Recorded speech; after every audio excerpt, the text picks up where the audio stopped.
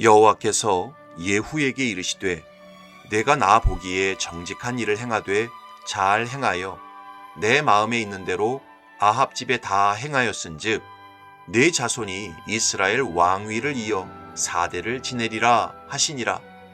그러나 예후가 전심으로 이스라엘 하나님 여호와의 율법을 지켜 행하지 아니하며 여로보암이 이스라엘에게 범하게 한 그 죄에서 떠나지 아니하였더라. 아멘.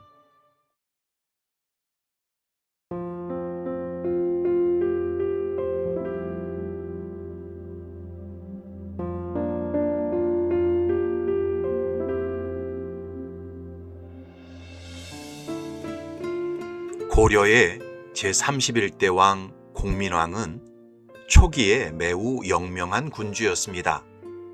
원나라의 지배에서 벗어나기 위해 과감한 개혁을 단행했고 잃어버린 영토를 되찾았습니다. 하지만 그는 사랑하는 아내였던 노국 대장공주가 아이를 낳다 죽자 슬픔에 잠겨 모든 국사를 내려놓기 시작했습니다. 공민왕은 공주를 기리는 거대한 사찰을 짓느라 백성들을 도탄에 빠뜨렸고 국사는 승려 신돈에게 모두 맡겨버렸습니다. 신돈의 권력이 비대해지면서 조정은 부정부패와 음모로 얼룩졌지만 공민왕은 과거의 슬픔과 신돈에 대한 의존을 끝내 끊어내지 못했습니다. 결국 그는 마음의 병을 얻어 미소년들을 곁에 두는 자제위를 설치하는 등 타락의 길을 걸어갔습니다. 자신의 잘못과 방황을 스스로 바로잡을 기회가 여러 번 있었지만 그는 결단을 내리는 대신 회피를 선택했습니다. 결국 자신이 믿었던 호위 무사들에게 침소해서 암살을 당하면서 비참한 최후를 맞이했습니다. 반면 영국의 엘리자베스 1세는 자신의 앞길을 가로막는 과거의 원한과 잘못된 흐름을 단호하게 끊어내어 나라를 살렸습니다. 그녀가 즉위했을 당시 영국은 그야말로 풍전등화와 같은 상태였습니다. 종교 간의 갈등은 극에 달해 피비린내 나는 숙청과 살육이 반복되었고 국고는 바닥났으며 스페인이라는 거대한 강대국이 호시탐탐 기회를 엿보고 있었습니다. 엘리자베스는 과거의 원한과 종교적인 극단주의를 끊어내기로 결심했습니다.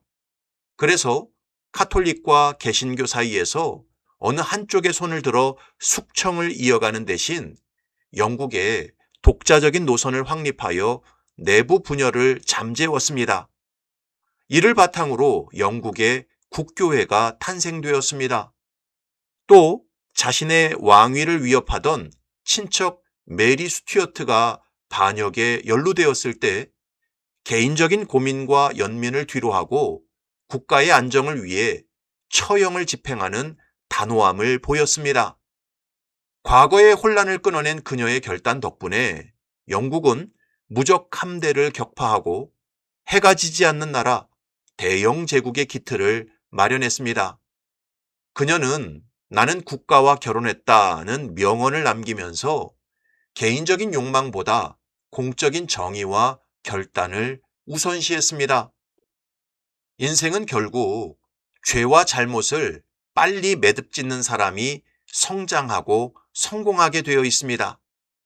당장 눈앞에 있는 만족과 쾌락과 이익을 얻기 위해서 잘못인 줄 알면서 그대로 끌려가면 결국 그 죄와 잘못이 자신과 공동체를 통째로 삼켜버립니다.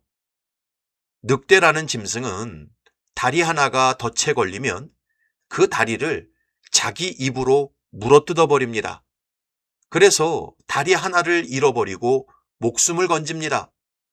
그러나 만물의 영장인 인간은 죄의 덫에 걸려도 스스로 그 덫에서 헤어나오려고 노력하지 않습니다. 오히려 죄가 주는 유익과 즐거움과 만족을 끝까지 빨아먹습니다. 그러다가 죄와 함께 영원히 멸망당하는 것입니다. 오늘 본문에 나오는 예후 역시 마찬가지였습니다. 그는 아합 가문을 심판할 때는 순종을 잘했습니다. 왜냐하면 그것이 하나님의 뜻이기도 했지만 예후 자신의 이익과도 잘 맞아떨어졌기 때문이었습니다. 이전 아합 왕가의 잔당이 살아남아 있어봐야 예후에게는 후환이 될 뿐이었습니다. 그래서 예후는 진심으로 아합 가문을 진멸하는 데 최선을 다했습니다. 그러나 여로보암의 죄, 여로보암의 길은 끝까지 버리지 않았습니다. 31절을 보면 그러나 예후가 전심으로 이스라엘 하나님 여호와의 율법을 지켜 행하지 아니하며 여로보암이 이스라엘에게 범하게 한 그 죄에서 떠나지 아니하였더라. 여러분, 예후가 여로보암의 죄를 버리지 않은 이유는 인간적으로 판단할 때 그 죄가 자기 왕권을 강화하고 북이스라엘을 통치하는데 유리했기 때문이었습니다. 여로보암이 베델과 단에 금송아지 우상을 세울 때 어떤 마음을 가지고 세웠습니까? 열왕기상 12장을 보면 여로보암이 에브라임 산지에 세겜을 건축하고 거기서 살며 또 거기서 나아가서 분후엘을 건축하고 그의 마음에 스스로 이르기를 나라가 이제 다윗의 집으로 돌아가리로다. 만일 이 백성이 예루살렘에 있는 여호와의 성전에 제사를 드리고자 하여 올라가면 이 백성의 마음이 유다 왕된 그들의 주 르호보암에게로 돌아가서 나를 죽이고 유다의 왕 르호보암에게로 돌아가리로다 하고 이에 계획하고 두 금송아지를 만들고 무리에게 말하기를 너희가 다시는 예루살렘에 올라갈 것이 없도다. 이스라엘아, 이는 너희를 애굽 땅에서 인도하여 올린 너희의 신들이라 하고 하나는 베델에 두고 하나는 단에 둔지라. 이 일이 죄가 되었으니 이는 백성들이 단까지 가서 그 하나에게 경배함이더라. 여로보암은 이스라엘 백성들이 절기 때마다 예루살렘에 있는 여호와의 성전으로 내려가서 제사를 드리게 되면 결국 민심이 르호보암과 가까워져서 자기는 폐위가 될 것이라고 불안해했습니다. 그래서 하나님께서 명하시지도 않은 거짓 성전과 우상을 베델과 단에 세웠던 것입니다. 그리고 그 거짓 성전과 우상을 이스라엘 백성들에게 너희를 애굽 땅에서 인도하여 올린 너희의 신들 여호와라고 선전했던 것입니다. 그러니까 여로보암은 자신의 나라와 왕권을 지키기 위해서 여호와 하나님을 수단가치로 삼았던 것입니다.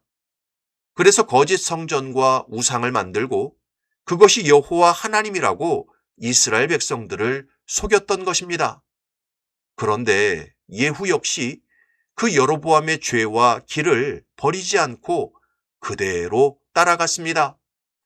베델과 단의 금송아지를 섬기는 것이 절대 하나님의 뜻이 아니고 하나님께서 기뻐하시지 않는 길인 줄 알면서도 당장 내게 유익하고 당장 내 나라와 왕권을 유지하는데 필요하다고 판단했습니다.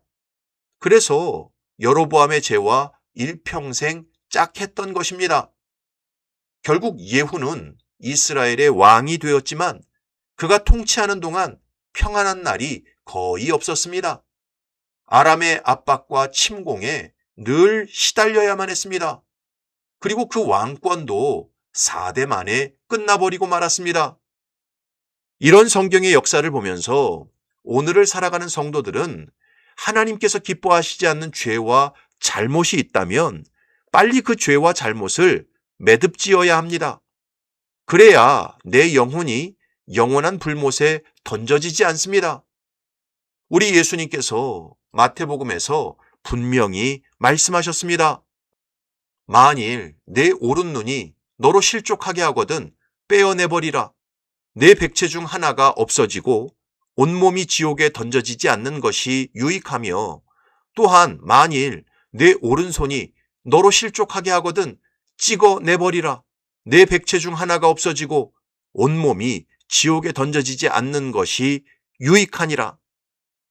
사랑하는 성도 여러분, 죄와 잘못은 빨리 끊어낼수록 내 인생과 영혼에 큰 유익이 됩니다. 그리고 우리가 단호하게 끊어내야 할 죄와 잘못이 무엇인지 갈라디아서 5장에서는 구체적으로 말씀하고 있습니다.